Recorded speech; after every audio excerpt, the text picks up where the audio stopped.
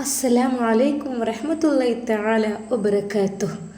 അന്ന് ഷെഫി ഉസ്താദിനോട് അതാ സീനത്ത് കൊഞ്ചിക്കൊണ്ട് പറഞ്ഞു, ഷെഫിക്ക ഷെഫിക്ക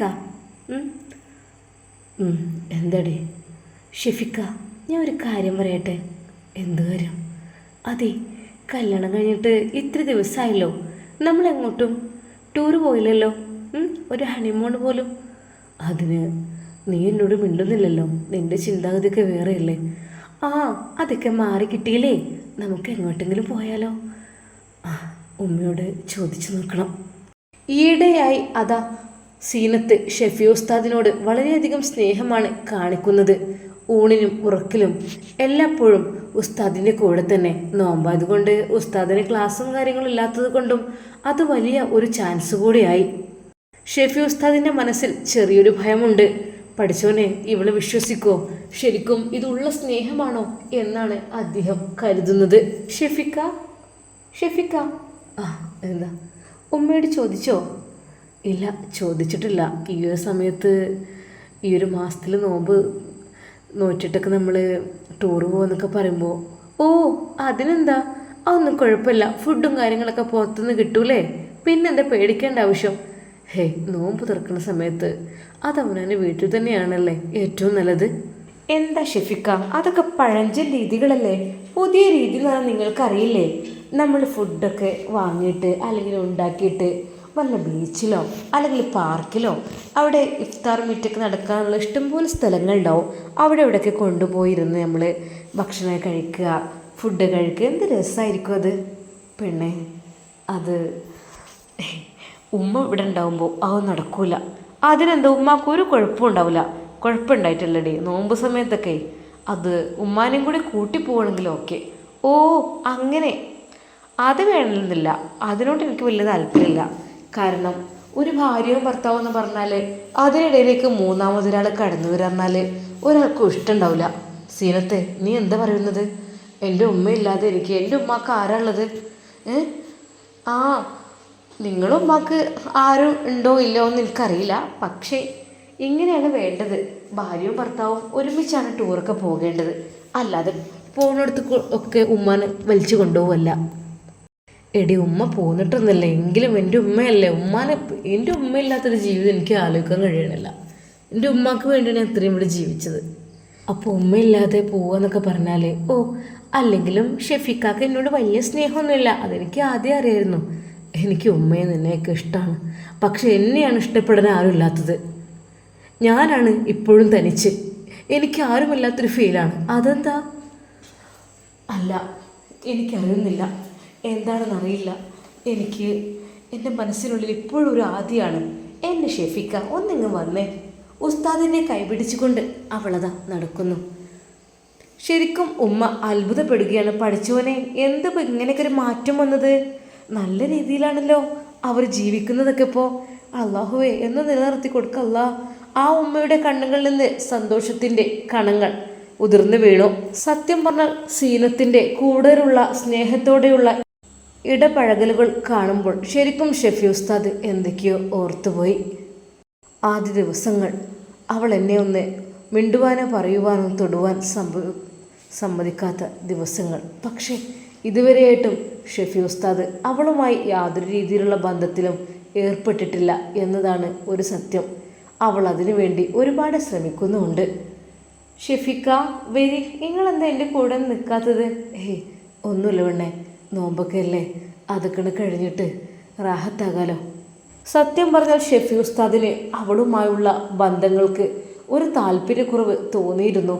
കാരണം അന്ന് ഉസ്താദ് ആ ഒരു തറാവി കഴിഞ്ഞ് വരുന്ന സമയത്ത് ഉള്ള ആ ഒരു ഫോൺ കോൾ, അത് ഉസ്താദിൻ്റെ മനസ്സിനെ വല്ലാതെ അങ്ങ് വേദനിപ്പിച്ചിരുന്നു. പഠിച്ചോനെ, ഒരു ഭർത്താവിനോട് പറയുന്ന രീതിയിലുള്ള സംസാരമാണ് അന്നവിടെ കേട്ടത്. അതും ശരിക്കും 1-2 ദിവസമില്ല, പല ദിവസങ്ങളിലായിട്ട്. ഷെഫി ഉസ്താദിന് ആ ഒരു ചിന്താഗതിയൊക്കെ ഉള്ളത് കൊണ്ട് തന്നെയാണ് എന്തെന്നറിയില്ല, സീനത്ത് എത്രയൊക്കെ തന്നെ മയക്കി സംസാരിച്ചിട്ടും ശരിക്ക് അവളെ ഉൾക്കൊള്ളുവാൻ കഴിയാത്ത പോലെ ഉസ്താദിന് തോന്നുകയാണ്. കുറച്ചു കഴിഞ്ഞപ്പോൾ സീനത്തതാ കണ്ണുകളിൽ വെള്ളം നിറച്ച് വരുന്നു. എന്താ എൻ്റെ വിധി? സീനത്തെ, എന്തു പറ്റി? ഉസ്താദ് ചോദിച്ചു. ഷെഫിക്ക ഒന്ന് വരി റൂമിലേക്ക്. എന്തേ? ഒന്ന് വാ. എന്താടേ? ഇവിടെയാണ് നല്ല കാറ്റും നിന്നപ്പൊക്കെ, ഞാൻ ഇവിടെ ഇരുന്നോളാം. ഓഹോ, അപ്പോൾ എന്നെ ഇഷ്ടമല്ലല്ലേ?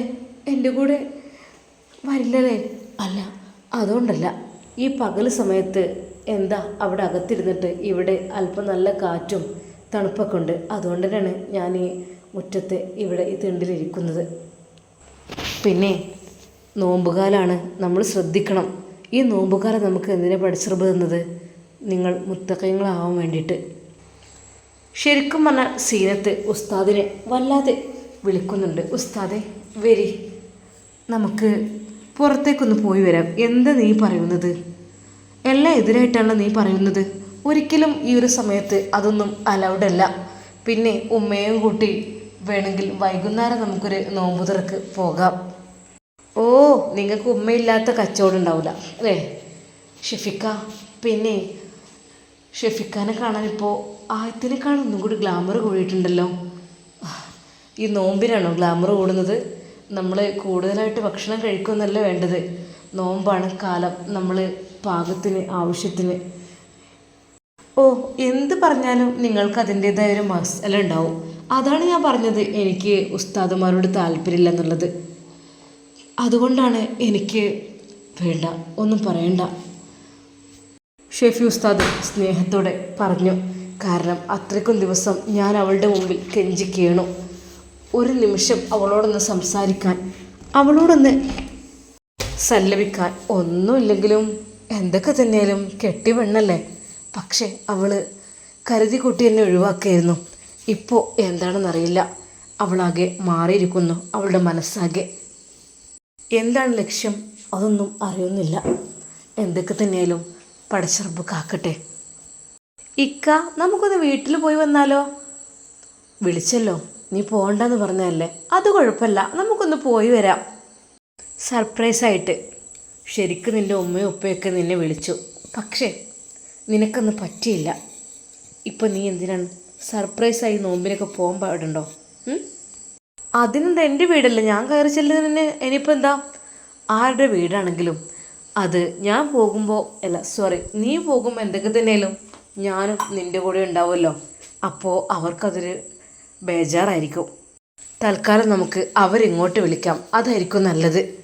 ഷെഫി ഉസ്താദ് ഉമ്മയോട് കാര്യങ്ങൾ പറയുന്നു. ഉമ്മ, അവിടുത്തെ വീട്ടുകാരെ നമുക്കൊന്ന് ഇഫ്താറിന് വിളിക്കായിരുന്നു. തൻ്റെ മകൻ്റെ ഭാഗത്ത് നിന്ന് അങ്ങനെ ഒരു കാര്യം അതൊരിക്കലും ഉമ്മ പ്രതീക്ഷിച്ചില്ല. മോനെ, സത്യമാണ് ഈ പറയണത്? മോനെ, എനിക്കിടെ ഭയങ്കര എന്താ പറയുക, സന്തോഷടാ, സത്യമായിട്ടും. ഉമ്മ, എന്നാൽ നിങ്ങൾ വിളിച്ചു പറയും വീട്ടുകാരോടൊക്കെ വരാൻ വേണ്ടിയിട്ട്. അപ്പോൾ തന്നെ അതാ ഉമ്മ അവരുടെ ഉമ്മയുടെ ഫോണിലേക്ക് വിളിക്കുന്നു. ഹലോ, പിന്നെ നിങ്ങളെല്ലാവരും നോമ്പ് തുറക്കാൻ വരണട്ടോ. ഷെഫിമോൻ വിളിച്ചു പറയും ഉപ്പാക്ക് എല്ലാവരും വരണട്ടോ. എന്നു വെച്ചാൽ നിങ്ങൾക്ക് സൗകര്യമുള്ളൊരു ദിവസം ഒന്ന് പറയണം, അതിനനുസരിച്ച് ആക്കാനാണ്. പഠിച്ചോനെ, ഞങ്ങൾ അവരല്ലേ ആദ്യം വിളിക്കേണ്ടത്. അവർ വിളിച്ചപ്പോൾ അവർ വന്നില്ലല്ലോ, വരൂല അന്നൊക്കെയാണല്ലോ മോള് പറഞ്ഞത്. അപ്പോൾ പിന്നെ ഞങ്ങൾ അങ്ങോട്ട് ഫസ്റ്റ് വരുന്നത് മോശമല്ലേ? ഒരു മോശമില്ല, ഇപ്രാവശ്യം അങ്ങനെ ആയിക്കോട്ടെ. അത് കഴിഞ്ഞിട്ട് പിന്നെ ഇവരങ്ങനെ വന്നോളൂ, അതായിരിക്കും നല്ലത്.